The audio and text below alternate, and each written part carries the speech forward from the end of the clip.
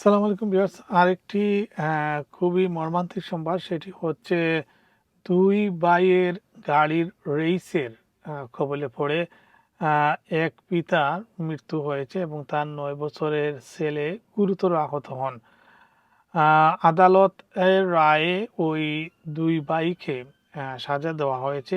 জানা যায় ওয়েলসে এই ২ ভাই প্রায় ১০০ মাইল গতিতে একটি গ্রামীণ রাস্তায় তারা গাড়ি চালাচ্ছিলেন এবং এক পর্যায়ে আ ওই ব্যক্তি অর্থাৎ যিনি মারা গিয়েছেন ওই বাবা, তিনি তাদের গাড়ির সামনে পড়েন এবং দুর্ঘটনায় ওই বাবার মৃত্যু হয়। তিনি পেশায় একজন আ রাগবি রেফারি ছিলেন।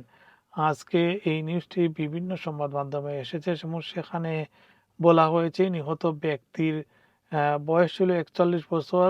তার নাম হচ্ছে রিস জেনকিনসন।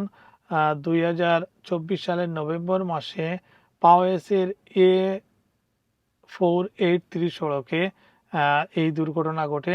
এ সময় গাড়ি চালাচ্ছিলেন আবু বকর বিন ইউসুফ। তার গাড়ি হচ্ছে BMW X3 মডেলের এবং যে গাড়িটি দুর্ঘটনায় পতিত হয় সেটি হচ্ছে টয়োটা ইয়ারিস। সামনাসামনি ধাক্কা লাগার কারণে এই মারাত্মক দুর্ঘটনাটি ঘটে এবং দুর্ঘটনায় ৪১ বছর বয়সী রিস জেনকিনসন তিনি মৃত্যুবরণ করেন। তিনি এ সময় তার ৯ বছরের বয়সী ছেলেকে নিয়ে একটি রাগবি টুর্নামেন্ট দেখার জন্য বের হয়েছিলেন এবং সেইখানেই তার মৃত্যু হয়। রিসের ৯ বছরের ছেলে আইওয়ান গুরুতর আহত হয়, তার ২ হাত ভেঙে যায়, পাঁজর ভেঙে যায়। তাকে হেলিকপ্টারে করে লিভারপুলের এল্ডার হাই চিলড্রেন্স হসপিটালে নেওয়া হয়। আদালতে আবু বকর বিন ইউসুফকে ১৪ বছরের কারাদণ্ড দেওয়া হয় এবং বিপজ্জনকভাবে গাড়ি চালিয়ে মৃত্যুর ঘটনায় গুরুতর আহত করা এবং বিমা ছাড়া গাড়ি চালানোর অভিযোগ প্রমাণিত হয়। তার ভাই উমর, যিনি আউডি S4 চালিয়ে তার পিছনে ছিলেন, তাকে ২ বছর ৯ মাসের কারাদণ্ড দেওয়া হয়েছে।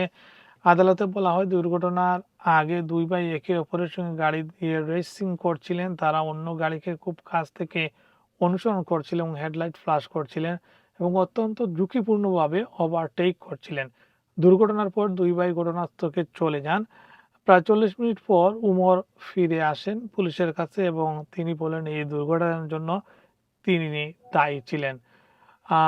যেটি আগে বলছিলাম যে নিহত রিস জেনকিন্স পেশায় একজন রাগবি রেফারি ছিলেন। তিনি তার ছেলেকে নিয়ে কার্ডিফ যাচ্ছিলেন ওয়েলস বনাম অস্ট্রেলিয়ার রাগবি ম্যাচ দেখার জন্য। বাবা ছেলের একসঙ্গে ওয়েলসের কোনো রাগবি ম্যাচ দেখার সেটি হওয়ার কথা ছিল। প্রথমবারের মতো তারা এই ম্যাচটি বাবা ছেলে মিলে দেখার কথা ছিল, কিন্তু প্রতিমধ্যেই এই দুর্ঘটনাটি ঘটে, যার কারণে এই ২ ভাইকে জেলদণ্ড দিয়েছে আদালত।